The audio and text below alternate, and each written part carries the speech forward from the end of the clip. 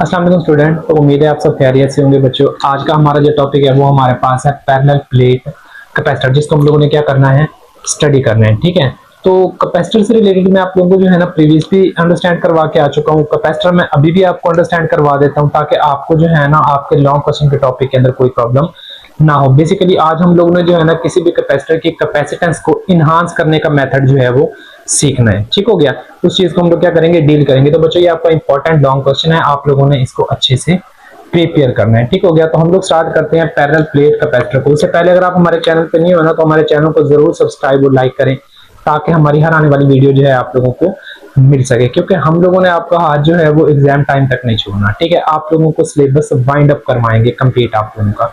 तो चलिए हम लोग स्टार्ट करते हैं पैरेलल प्लेट कैपेसिटर को। कैपेसिटर बच्चों मैंने आप लोगों को पहले भी बताया है, कैपेसिटर एक ऐसी डिवाइस है जो हमारे पास चार्ज को क्या करती है, स्टोर कर दिया in the term of electric field हमारे पास। ठीक है, इलेक्ट्रिक फील्ड की मदद से वो चार्ज को क्या करेगी, स्टोर करेगी। पहले हम लोग जो है ना बेसिक कैपेसिटर को देखते हैं कि कैपेसिटर बेसिकली है क्या हमारे पास। पीछे भी बताया है, अभी भी आपको एक्सप्लेन कर रहा हूं, ठीक है, ताकि आपको परेशानी ना हो।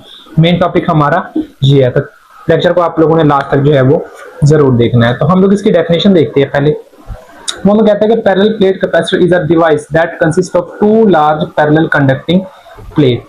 कि हमारे पास कैपेसिटर एक ऐसी डिवाइस है जो दो लार्ज कंडक्टिंग प्लेट के ऊपर क्या करती है, कंसिस्ट, मतलब दो मेटल की प्लेट्स होती हैं हमारे पास। ठीक है, जो कि इलेक्ट्रिसिटी को अच्छे से क्या करती हैं, कंडक्ट करती हैं। सेपरेटेड बाय इंसुलेटिंग मटेरियल, उनके दरमियान में हमारे पास जो है वो इंसुलेटिंग मटेरियल रखा होता है जिसको आप लोग डाई इलेक्ट्रिक बोलते हैं।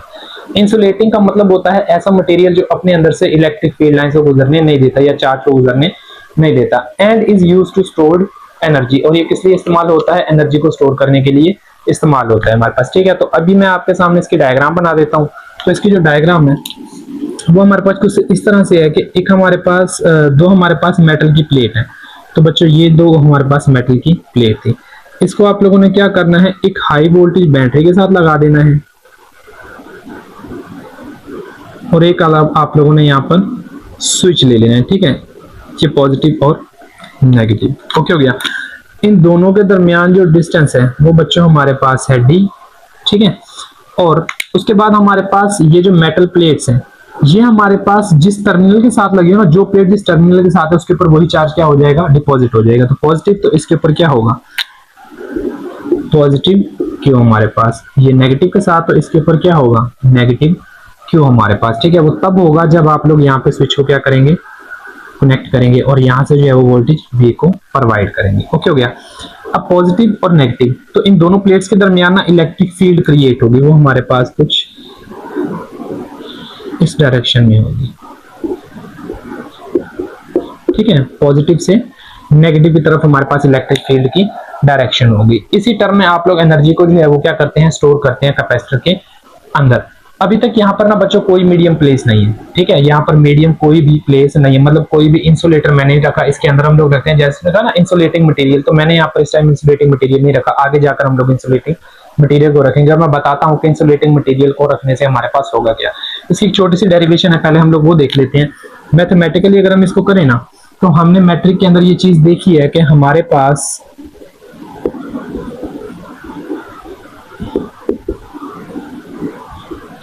जो Q है वो बच्चों डायरेक्टली प्रोपोर्शनल होता है V के, मतलब जितना ज्यादा पोटेंशियल होगा उतना ही मेरे पास चार्ज हो जाएगा। ठीक है, तो ये डायरेक्ट रिलेशन के अंदर आता है हमारे पास। प्रोपोर्शनैलिटी को हम यहाँ से खत्म करें ना तो हमारे पास इक्वल और C एंड V।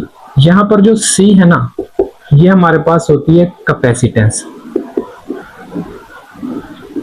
और कैपेसिटेंस हमारे पास क्या होता है, ability to do a charge store of a capacitor, कि कोई कैपेसिटर अपने अंदर कितना चार्ज स्टोर कर सकते हैं, उस चीज को आप लोग क्या कहते हैं बच्चों, कैपेसिटेंस का नाम देते हैं। तो इस फॉर्मूला से हम लोग जो है ना कैपेसिटेंस को भी निकाल लेते हैं। यहाँ से अगर कैपेसिटेंस को निकालो ना तो V इधर मल्टीप्लाई इधर आके डिवाइड हो जाएगा, तो C is equal to Q divided by V हो जाएगा हमारे पास। ठीक है, अब Q जो है ना वो हमारे पास अमाउंट में कांस्टेंट रहता है, जो कि आप मैट्रिक में स्टडी करके आए हैं। तो C जो है ना वो इनवर्सली प्रोपोर्शनल है 1/V के। अब देखिए इनवर्सली का मतलब क्या है, इनवर्सली का मतलब आप पीछे पढ़ के आए हैं कि एक चीज के ज्यादा होने से दूसरे का कम हो जाना, या एक के कम होने से दूसरे का ज्यादा हो जाना। अब ये रिलेशन मुझे बता क्या रहा है, ये रिलेशन मुझे ये बता रहा है कि अगर मेरे पास पोटेंशियल ज्यादा होगा ना तो कैपेसिटेंस क्या होगी, कम होगी। अगर मेरे पास पोटेंशियल कम हो जाता है, क्या हो जाता है, कम, तो हमारे पास जो कैपेसिटेंस है वो क्या हो जाएगी बच्चों, इंक्रीज हो जाएगी। मतलब कि कैपेसिटर की चार्ज करने की सलाहियत जो है वो क्या हो जाएगी, इंक्रीज हो जाएगी। तो बेसिकली मुझे क्या करना है, मुझे ना पोटेंशियल को ड्रॉप करना है ताकि मैं कैपेसिटर की कैपेसिटेंस को, चार्ज स्टोर करने की सलाहियत को क्या कर सकूं, ज्यादा कर सकूं। कैपेसिटेंस की मैं डेफिनेशन लिख देता हूं, देन हम लोग मेन टॉपिक की तरफ आते हैं। इसकी डेफिनेशन जो है, ability to do a charge store of a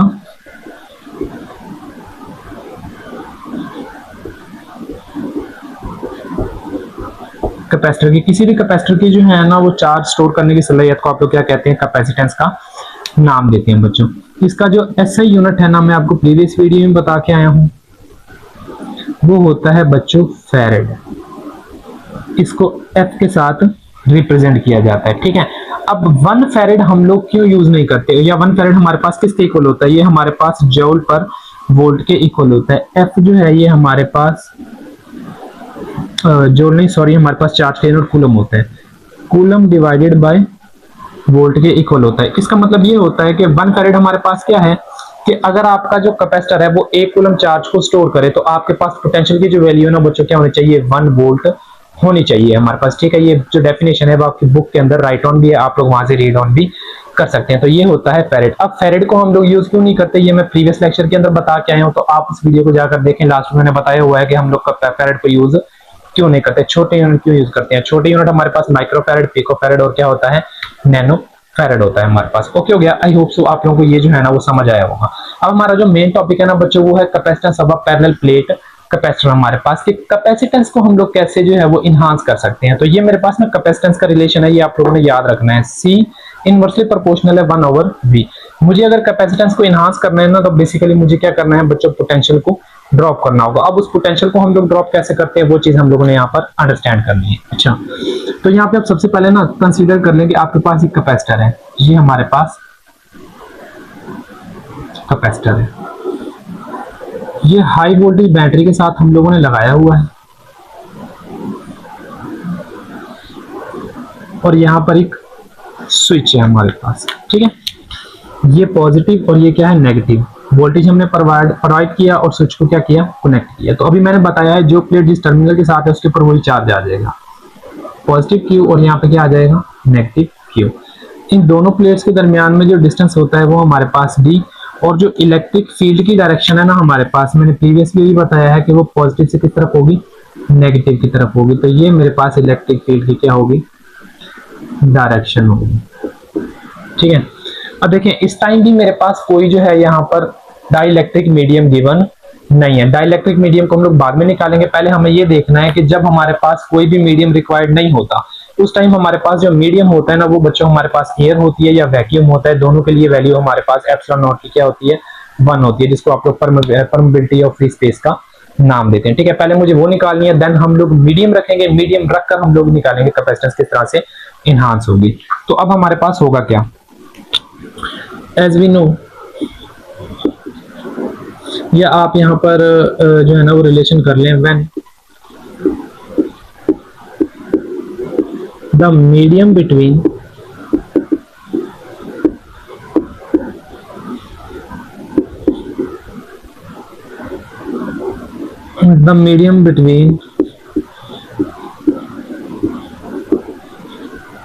to metal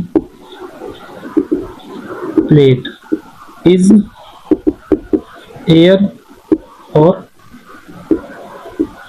vacuum. जब हमारे पास मीडियम जो है वो क्या होता है, एयर और वैक्यूम होता है, उस टाइम हमारे पास जो कैपेसिटेंस है C, इसको हम लिखते हैं वैक्यूम के साथ, वो हमारे पास होती है Q डिवाइडेड बाय V हमारे पास, ठीक हो गया। अब मुझे ना ये चीज निकालनी है कि मेरे पास C वैक्यूम की जो है वो कैपेसिटेंस क्या होती है हमारे पास, ये चीज आप लोगों को क्या करनी है, कैलकुलेट करनी है। इस चीज को जब हम लोग कैलकुलेट करेंगे ना तो यहाँ पर आप लोगों को 2 चीजें चाहिए, एक आप लोगों को पोटेंशियल ग्रेडियंट का रिलेशन चाहिए जो फर्स्ट ईयर में पढ़ा है, और आप लोगों को जो है ना सरफेस चार्ज डेंसिटी चाहिए, और आप लोगों को जो है ना इलेक्ट्रिक इंटेंसिटी की वैल्यू चाहिए टू अपोजिटली प्लेट चार्ज के दरमियान में। अगर आप लोगों के पास आपके टीचर ने गॉसेस लॉ आप लोगों को करवाया है और उसकी एप्लीकेशन करवाई है फर्स्ट ईयर में तो अच्छी बात है, और अगर बच्चों नहीं करवाई तो जो वैल्यूज बताऊंगा वो आप लोगों ने जो है वो याद रख लेनी है। तो सबसे पहले मुझे यहाँ पर क्या चीज चाहिए है, use the relation between electric intensity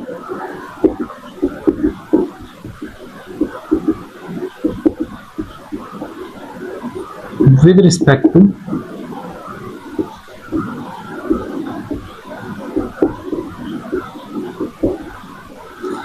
distance, ठीक है, जिसको आप डी कहते हैं। तो दो प्लेट के दरमियान में बेसिकली डिस्टेंस डी है हमारे पास। वो रिलेशन हमारे पास होता है बच्चों E is equal to V divided by D हमारे पास, ठीक है। इसको आप लोग पोटेंशियल ग्रेडियंट का भी क्या देते हैं, नाम देते हैं। तो इसको आप लोगों ने क्या कह देना है, इक्वेशन 1 कह देना है। ठीक हो गया, यहाँ तक आई होप सो आप लोगों को समझ आई होगी। उसके बाद अब मुझे जो चीज चाहिए ना, वो हमें चाहिए है surface charge density. Surface charge density भी आप लोग जो है वो फर्स्ट ईयर में ही पढ़कर आते हैं, ठीक है। टीचर ने पढ़ाई है तो अच्छी बात है यार, वरना आप लोगों ने टीचर को बुरा भला नहीं बोलना। ठीक हो गया, इजीली जो है वो चीजें आप लोगों ने क्या करनी है, अंडरस्टैंड करनी है। तो हम यहाँ पर यूज करेंगे now the surface charge density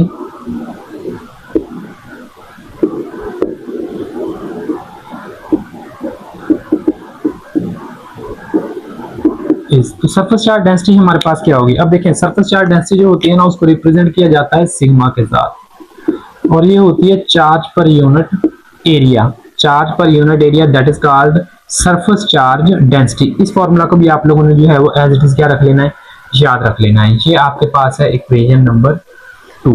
उसके बाद आप लोगों को जो चीज यहाँ पर यूज करनी है ना, वो हमें electric intensity in between two parallel plate charge है वो चाहिए। ये हमारे पास गाउस लॉ की एप्लीकेशन है, की है तो अच्छी बात है। अगर आप लोगों ने नहीं की तो इस वैल्यू को भी आप लोग जो है वो डायरेक्ट क्या कर लें, याद कर लें।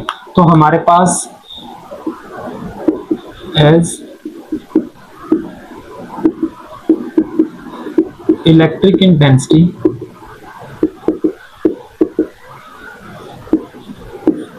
between two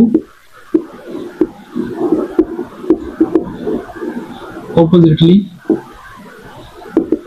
plate चार्ज, ठीक है। तो इलेक्ट्रिक फील्ड इंटेंसिटी की वैल्यू चाहिए है जब हमारे पास दो प्लेट जो है वो ऑपोजिटली चार्ज है। तो ये ऑपोजिटली चार्ज है, एक पॉजिटिव है और ये हमारे पास नेगेटिव है। ये हमारे पास बाय गॉसेस लॉ है, ठीक है। इसको भी आप लोग जो है ना वो डायरेक्ट ही याद कर लेना। तो वो हमारे पास क्या होती है बच्चों, E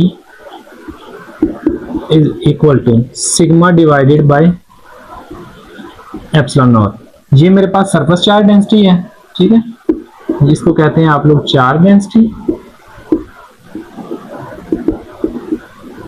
और बच्चों ये जो होती है ना, ये हमारे पास परमेबिलिटी ऑफ फ्री स्पेस होती है।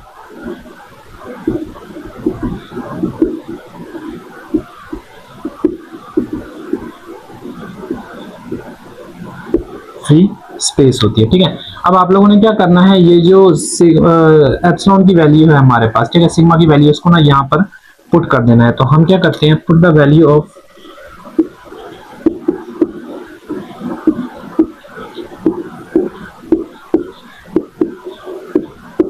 Sigma in equation. तो इस वैल्यू को आप यहाँ पर जो है ना वो पुट कर दें। तो इस वैल्यू को जब आप यहाँ पे पुट करेंगे ना, तो हमारे पास क्या होगा, E is equal to sigma की जगह पे Q डिवाइडेड बाय A, और ये क्या आ जाएगा बच्चों, एप्सिलॉन नॉट। अब ये मेरे पास नोमिनेटर के अंदर नोमिनेटर और डिनोमिनेटर आ रहे हैं, तो ये मेरे पास नीचे डब्ल्यूएम में आ जाएगा। तो ये बन जाएगा Q divided by A epsilon naught हमारे पास, ठीक है। अब यहां से आप लोगों को क्या करना है, इस इक्वेशन को और इस इक्वेशन को कंपेयर करना है। ये कोई इक्वेशन नंबर आ जाती है 3 हमारे पास, ठीक है। तो आप लोगों ने क्या करना है, इक्वेशन 3 और इक्वेशन 1 को कंपेयर कर लेना है। तो मैं इसको रेज करने लगा हूं।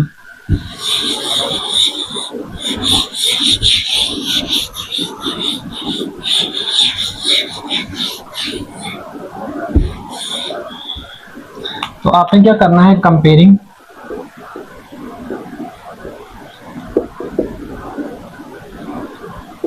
इक्वेशन 1 एंड 3, 1 और 3 को आप कंपेयर कर लें। ये 1 है और ये हमारे पास 3 है। तो ये हमारे पास आएगा V divided by D is equal to हमारे पास Q divided by A epsilon naught हमारे पास। अगर इस रिलेशन को मैं क्या करूं, A एप्सिलॉन नॉट को इधर लेके जाऊं तो V के साथ मल्टीप्लाई, V मल्टीप्लाई और इधर आगे क्या हो जाएगा, डिवाइड हो जाएगा। तो ये बच्चों हमारे पास इक्वेशन बन जाएगी A epsilon naught divided by D is equal to Q divided by V. अब अगर मैं क्या करूं, इस चीज को देखूं, ये जो फैक्टर मेरे पास आया है, ये हमारे पास सी वैक्यूम का रिलेशन नहीं बनता, हमारे पास C vacuum is equal to Q divided by V, जो कि हमारे पास कैपेसिटेंस है जब हम लोगों ने कोई भी मीडियम यहाँ पर प्लेस नहीं किया हुआ। तो फिर मैं इसको राइट ऑन कर सकता हूँ इस चीज को कि C vacuum is equal to A epsilon और डिवाइडेड बाय बी हमारे पास, ठीक है। तो जब आपके पास कोई भी डाई इलेक्ट्रिक मीडियम, ये आपकी इक्वेशन नंबर आ जाती है 4, जब आपके पास कोई भी डाई इलेक्ट्रिक मीडियम जो है वो प्लेस नहीं होता इन बिटवीन टू प्लेट्स, उस टाइम हमारे पास कैपेसिटेंस की वैल्यू को आप लोग इस फॉर्मूला से निकाल सकते हैं। एरिया ऑफ द प्लेट भी आप लोग कैलकुलेट कर सकते हो, इन दोनों प्लेट्स के दरमियान जो डिस्टेंस है डी, उसको भी आप निकाल सकते हो। एप्सिलॉन नॉट मैंने आपको बताया है, इसकी वैल्यू जो है वो जब कोई मीडियम नहीं होता तो एयर और वैक्यूम होती है, उसके लिए इसकी वैल्यू क्या होती है 1। मैं इजीली क्या कर सकता हूँ, कैपेसिटेंस को फाइंड आउट कर सकता हूँ। अब मुझे क्या करना है, मुझे यहाँ पर ना डाइलेक्ट्रिक मीडियम रखना है कि डाइलेक्ट्रिक मीडियम रखने से होगा क्या हमारे पास, ठीक है। अब बेसिकली हमारे पास डाइलेक्ट्रिक मीडियम रखने से होगा ये, सपोज कि हमारे पास यही कैपेसिटर है, ठीक है। तो यहाँ पे समझा रहा हूँ मैं, नीचे क्योंकि स्पेस नहीं है तो आप यहीं पर इसको अंडरस्टैंड करना। ये कुछ इस तरह से हमारे पास कैपेसिटर आ रहा था, ठीक है। यहाँ पर हमारे पास था पॉजिटिव चार्ज और यहाँ पे क्या था बच्चों, नेगेटिव चार्ज। इलेक्ट्रिक फील्ड की जो डायरेक्शन है वो हमारे पास मैं वही बना देता हूँ। अब हमें ना इन दोनों प्लेट्स के दरमियान में ना एक डाइलेक्ट्रिक मीडियम रखना है जिसको आप लोग इंसुलेटिंग मटेरियल कहते हैं, तो मैं उसको यहाँ पर प्लेस कर देता हूँ। ये मैंने यहाँ पर मीडियम रख दिया, ठीक हो गया। अब इलेक्ट्रिक फील्ड की डायरेक्शन क्या थी, पॉजिटिव से नेगेटिव की तरफ, तो ये मेरे पास इलेक्ट्रिक फील्ड की डायरेक्शन है बच्चों।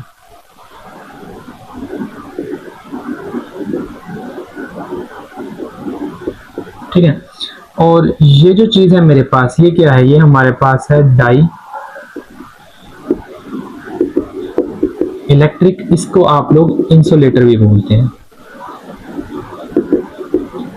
अब इंसुलेटर आप लोगों ने स्टडी किया हुआ है कि ऐसा मटेरियल होता है जो अपने अंदर से चार्ज को गुजरने नहीं देता, मतलब कि इलेक्ट्रिसिटी उसके अंदर से फ्लो नहीं करती, क्योंकि चार्ज जो है वो टाइटली क्या होते हैं, बॉन्ड होते हैं, पॉजिटिव और नेगेटिव हमारे पास, ठीक है। तो अब हमारे पास क्या होगा कि मैं जैसे ही इसको इन दो प्लेट्स के दरमियान में रखूंगा ना, तो मेरे पास होगा क्या, यहाँ पर ना पोलराइजेशन होगी। क्या होगी, पोलराइजेशन। पोलराइजेशन आप लोगों ने पढ़ा होगा कि जब पोलराइजेशन होती है तो पॉजिटिव चार्ज एक तरफ और नेगेटिव चार्ज हमारे पास क्या हो जाता है बच्चों, एक तरफ हो जाता है। इधर है नेगेटिव, तो ये अपनी तरफ अट्रैक्ट करेगा पॉजिटिव को, तो पॉजिटिव चार्ज ना बच्चों यहाँ पे आ जाएगा, ठीक है। ये है नेगेटिव पॉजिटिव, तो यहाँ पर बच्चों नेगेटिव आ जाएगा हमारे पास। तो इस मटेरियल ने अपने अंदर क्या कर दी, एक इलेक्ट्रिक फील्ड जनरेट कर दी जिसकी डायरेक्शन क्या है, कुछ इस तरफ को है, ठीक है। ये हमारे पास इंटरनली जो है वो इलेक्ट्रिक फील्ड है। अब अगर मैं क्या देखूं कि ये जो मेरे पास इलेक्ट्रिक फील्ड है वो इस तरफ जा रही है और इंटरनली मेरे पास इस तरफ आ रही है, मतलब ये दोनों एक दूसरे के ऑपोजिट है, एक ये इलेक्ट्रिक फील्ड है और एक ये इलेक्ट्रिक फील्ड है, तो ये दोनों एक दूसरे को क्या करेंगे, कैंसिल आउट करेंगे, और पोटेंशियल जो है ना आप लोगों का वो क्या करेगा बच्चों, ड्रॉप करेगा, ठीक है। अब जब पोटेंशियल ड्रॉप करेगा ना, क्योंकि ये चार्ज को तो परमिट होने ही नहीं देंगे क्योंकि दो हमारे पास फील्ड जो है वो जनरेट हो रही है, अगर मेरे पास पोटेंशियल ड्रॉप करेगा तो कैपेसिटेंस ऑफ द कैपेसिटर हमारे पास क्या कर जाएगी, इंक्रीज कर जाएगी, ठीक है। तो यही वो फैक्टर होता है जिसको हम लोगों ने क्या करना था, डील करना था कि मैं जब डाइलेक्ट्रिक मीडियम को रखूंगा तो हमारे पास होगा क्या, हमारे पास एक्सटर्नल और इंटरनल इलेक्ट्रिक फील्ड जो है वो दोनों एक दूसरे को क्या करेंगे, कैंसिल आउट करेंगे, और पोटेंशियल आपका क्या कर जाएगा, सडनली ड्रॉप कर जाएगा। जैसे ही आपका पोटेंशियल सडनली ड्रॉप करेगा तो आपके कैपेसिटर की जो कैपेसिटेंस है वो क्या कर जाएगी, इनहांस हो जाएगी, मतलब उसके चार्ज करने की सलाहियत क्या हो जाएगी, ज्यादा हो जाएगी हमारे पास, ठीक है। और इसी चीज को आप लोग एप्सिलॉन आर का नाम देते हैं, ये रिलेटिव परमिटिविटी होती है, ठीक है। तो आई होप सो आप लोगों को ये समझ आया होगा। अब आप लोगों ने क्या करना है यहाँ पे, when the dielectric medium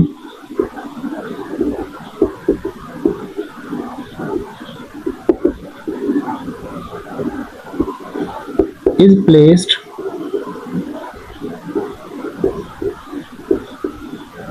between the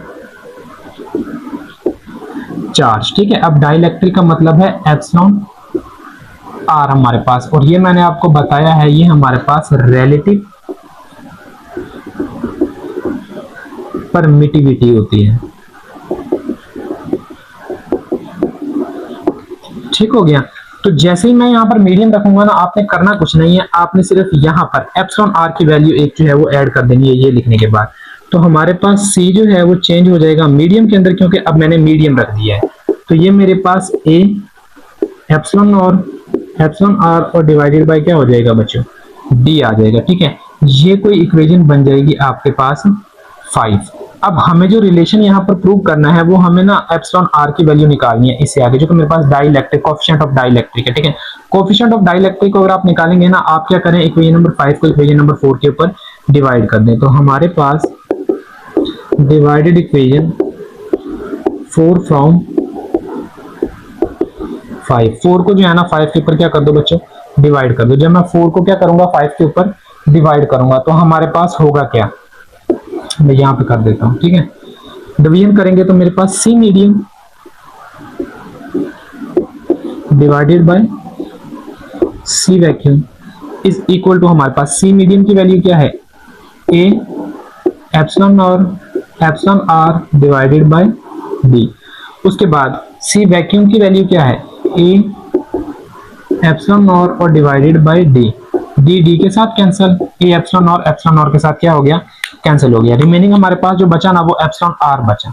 तो epsilon R is equal to C medium divided by C vacuum. अगर आप लोगों को क्या करना हो, डाइलेक्ट्रिक कोएफिशिएंट निकालना हो तो वो हमारे पास ये होता है epsilon R is equal to C medium divided by C vacuum हमारे पास। ठीक हो गया। और उसके बाद आपके पास जो लास्ट पैराग्राफ लिखा हुआ है ना, उस लास्ट पैराग्राफ में हमारे पास यही लिखा हुआ है जो मैंने आप लोगों को यहाँ पे समझाया कि जब भी हम लोग एक डाइलेक्ट्रिक, में दोबारा से रिपीट कर देता हूँ, जब भी हम लोग एक डाइलेक्ट्रिक मीडियम को क्या करते हैं, इन बिटवीन द प्लेट जो है वो रखते हैं, तो हमारे पास क्या होता है, उस मीडियम के अंदर पोलराइजेशन होती है। तो मेरे पास पॉजिटिव चार्ज एक तरफ और नेगेटिव एक तरफ। पॉजिटिव जो है वो नेगेटिव वाली प्लेट की तरफ आएंगे और जो नेगेटिव है वो पॉजिटिव वाली प्लेट की तरफ जाएंगे। एक तो इलेक्ट्रिक फील्ड ये है, एक इलेक्ट्रिक फील्ड इस मटेरियल के अंदर है। तो मेरे पास एक्सटर्नल और इंटरनल जो हमारे पास इलेक्ट्रिक फील्ड है वो दोनों एक दूसरे के इफेक्ट को क्या करेंगे, कैंसिल आउट करेंगे और पोटेंशियल मेरे पास क्या हो जाएगा, ड्रॉप हो जाएगा। जब पोटेंशियल ड्रॉप होगा तो बच्चों कैपेसिटेंस ऑफ द कैपेसिटर हमारे पास क्या हो जाएगी, इनहांस हो जाएगी। ठीक हो गया।